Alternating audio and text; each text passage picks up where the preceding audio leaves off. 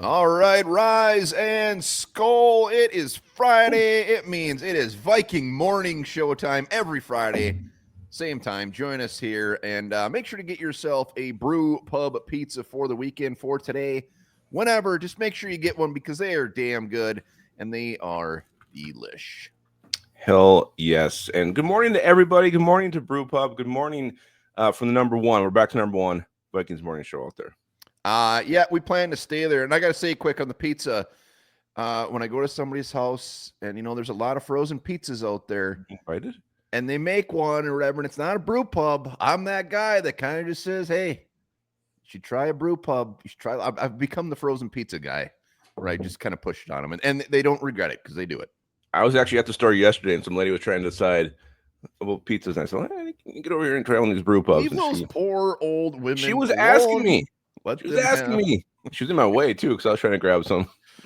All right, we're going to talk news. We're talking trivia. We're playing a couple games with Lupagus, top comments, all sorts of Vikings talk. So stick around until the end. But let's get into the news. And obviously, we've been hot and heavy all over the news all week. So we're not going to rehash every single signing. But the biggest news, that's going to be coming down the pipeline is it sounds like Bradbury, unless they find a trade partner, will officially be released. Our former first-round 2019 pick will be gone, and Ryan Kelly's job, it's his.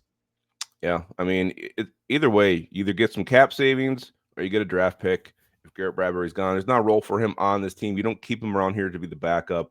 You're moving on. Hopefully the Vikings will still get some trade compensation for this year, but I think that's very, very unlikely. And between Ed Ingram, Bradbury, they'll save $7.1 million cap space, which is beautiful, and we're moving on from him. Other news, Cooper Kupp, the name that all Vikings fans want. As of this morning, Schefter, though, depending on when you watch this, Schefter saying that the Cowboys appear to have kind of come out of nowhere and kind of sounds like they might be the front runner to get old Coop. Yeah, and it sounds like they're willing to pay him a lot more than other teams. So, again, Cooper Kupp looking for a payday.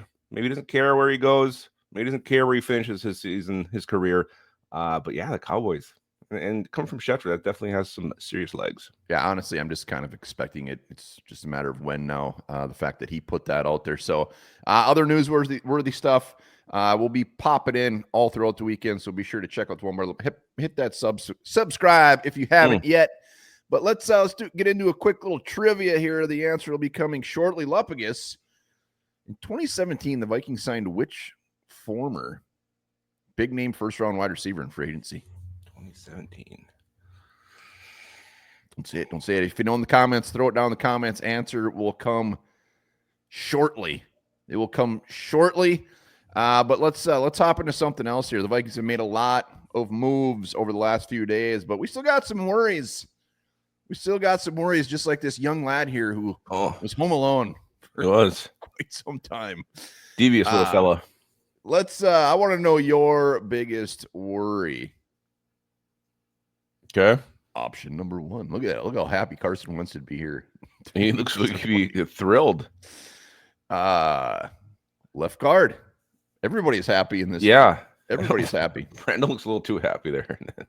Or cornerback. That's our new guy, Isaiah Rodgers, by the way. Isaiah Rodgers. What is your biggest worry as of now where the Vikings stand on this roster? Of those three, it's left guard for me. I know there's some who think Blake Brandel will be good with better help around him. I'm not one of those. I don't understand why you upgrade center, upgrade guard, right guard, and then just leave the left guard the same. I think you fix the whole thing. Start over from left guard to right guard. And to me, it's left guard. So I don't want Brandel out there. I want to upgrade. There's still guys out there that we can do that with. Backup quarterback, I think KOC can massage anybody into being a great quarterback. And then cornerback, we've already got some help there. I feel a little bit better there than I do left guard. Well, I mean, to be fair to Blake Brandel, when Darrisaw was out there, he was good. Like he was good. I mean, it's probably because of Darrisaw, but he was good. I don't buy it. Well, I mean, the games they speak for themselves. All right, so left guard is your biggest worry. Let's go into the top comments of the week. And I'm going to start with this one. Someone just said Brett ripping his ass. I felt that was unnecessary, rude, and kind of out of nowhere. And how much is there actually out there to judge that on? Like, is there a lot of sounds like Blake Brandel? Yeah. Well, Brett Rippon is ass. I just thought that was funny. This guy, nobody's talking about Brett Rippon. He just had to say that he is ass. He was his old nemesis from high school. Grim comes in and says, Tyler Booker. Take Tyler Booker at 24, exclamation point. Solidify the O-line and don't worry about it for 2 years. 2 years. I was thinking, like, if we were to get Booker and we got Will Fries on a 5-year contract and we got Darrisaw, like, that would be a thing of beauty. Our interior offensive line would be set. Yeah, I mean, just goes back to, is Booker a fit for our scheme? I mean, would they actually take him? I don't know. And that's where I kind of hesitate on Booker. I'm always a proponent of taking the best player, making it work, but that's my only hang up there. Yeah, it sounds like he's a pretty good fit. Sounds like he's a pretty good fit for the old Vikings. I don't know, saying he doesn't because he's a power guy. We're more of a zone. Yeah, he can play zone. He can play zone. Ed Guy Rocks. Ed Guy Rocks says we need a positive influence at backup quarterback, not some freewheeling bum. No to Winston, no to Minshew. And Minshew's gone. Minshew's the chief now, but Ed Guy wants just a really good positive influence back there. I think the one thing we've actually forgot to mention, all this backup quarterback talk, Josh McCown is on the team. Like, he is that old guy. He is that mentor. He is that whisperer. So you already have that good influence in your coach. I don't know if the backup quarterback necessarily has to have that same mentality because you have Josh McCown on the team. Yeah, I mean, I think that's a big reason why Nick Mullins was around. I think he was a pretty positive influence back there. I don't think so. He's probably trying to get in there and get his starts.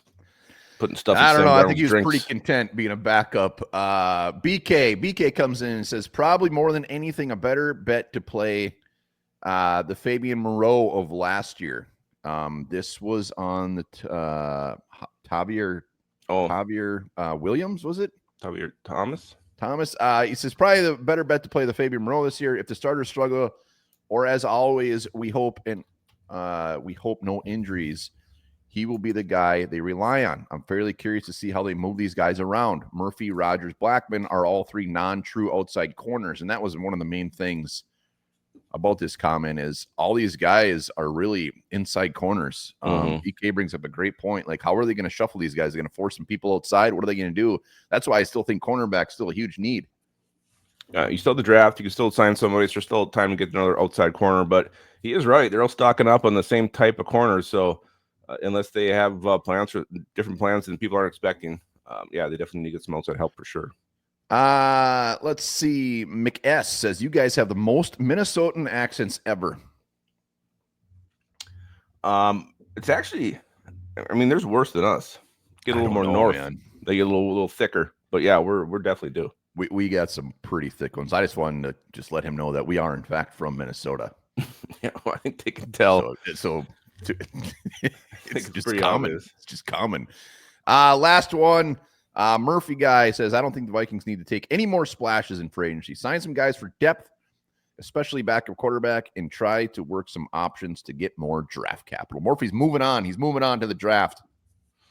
It's funny, everybody says that, but I mean, just with Kwesi's history, wouldn't you want to see him sign more people than draft people? I mean, yes, he seems to be doing better when he can watch him in the NFL and evaluate him that way than coming from college. So I'm the opposite. I'd rather actually, I mean, I still want a couple more draft picks just because I love the draft, but I'd like to see us sign a couple more veterans. Speaking of signing, here's our full list right now. Wow. Javier Thomas. How dare we myself disrespect him? I couldn't remember his name. That was really rude. Johnson or something.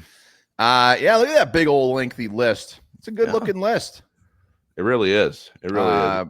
Garrett Bradbury will soon to be on the players lost. I was going to say there will soon be a 9, but damn, Kwesi getting busy. It's a good list. It's a good freaking list. I want to talk about, so the Bears have been pretty damn heavy on the interior offensive line as well. Brings the question, who did better? Who got it right? Who got it right? Look at this. Who got it right? Well, anybody going to Chicago got it wrong because they went to Chicago. Chicago did very good. Yeah, I mean, they got 3 upgrades. We got 2 upgrades. So if you're going to score it, I guess the Bears upgraded more. Well done, Bears. I agree. The Joe Tooney thing and Drew Dahlman are just so huge. So huge. I'm not a big Jonah Jackson guy, but they did upgrade all 3. They ripped the Band-Aid off. It's gone. They're Band-Aidless. They're healed? Are they healed? I don't think so. I think all those guys will regret where they went immediately. But we're gonna do the trivia answer. But one more thing I want to sneak in here. Little tag team here. It's pretty much who'd you do, but I wanted to rename it, and more so, Cool. I just wanted to get the 3 best tag teams ever into this graphic. You can't have the Bushwhackers on the 3 best tag teams. Oh no, they're there. They There are should be there. And demolition. They are a top 3. Wow. Look at those guys. I'm going on the record saying I say Bushwhackers are not top 3 tag team. So I am on the record saying they absolutely are top 3. So there's 2 guys here out of the free agency. You got to pick one option. okay. Cooper Kupp, Dylan Raduns. Weird combination. Ellis Gregor says Dylan's last name the best. There's option number 1 for a tag team. Option number 2, Brandon Scherf and Robert Woods. Wow. Soak it in. Option number 3, Asante Samuel and Tyler Lockett. And the final tag team partner, Tevin Jenkins and J.K. Dobbins. Which option are you taking when the Vikings scoop up 2 more beautiful players? Man. Look at the Rockers. Man, just crushing ass. They were, and they did. I think I'm struggling with the middle 2, and I think I'm going to go the Asante Samuel, Tyler Lockett. Wow. All right. Bring an old man in. Tyler Lockett. We brought a lot of old men in. Let's continue that. It can be our wide receiver 3, wide receiver 2 if Addison gets suspended. Asante Samuel, getting that cornerback room a little bit thicker. I'm actually pretty surprised. So as much as you've been harping on guards, there's 2 guards right there staring at you. Yeah, I know, but Wow. I went the name. I went the one that had the 2 names. Just 2 sexiest names. I'm very, very surprised right now that you just completely ignored the guards after how bad you want. That's all you've been doing is bitching about getting a new guard, and I gave them to you. The candy was too shiny. It was just I had to grab it. All right, we got the trivia answer to wrap this puppy up. Once again, the question is: which former first-round pick did the Vikings sign in 2017 for agency wide receiver? While Lupagus is thinking, you make sure to think about which pizza you want to grab this weekend. Let us know in the comments your favorite brew pub flavor. There's no wrong answer. Lupagus might have a wrong answer here, but I think the guy I'm going to say it's way too early. And I think I'm trying to think who the hell our receivers were. I'm going to go. Yeah, this isn't right, but I'm going to go. Please say something. I'm going to go Corin Robinson. Michael Floyd. It's Michael Floyd. Michael Floyd came here, and you know what he did? He had 10 receptions, and there were 10 of the best receptions of his life. It did not work. It didn't work for Michael Floyd. Yeah, I was going to say, he didn't do much if he was here, if he did anything. Damn it.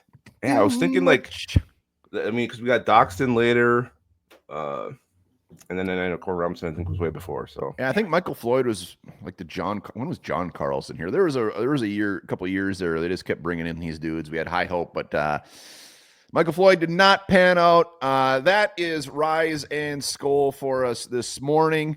Thanks to Brewpub for always sponsoring the show. Let us know in the comments. We'll be here all damn weekend. And remember this, the final episode of Cheers aired May 20th, 1993.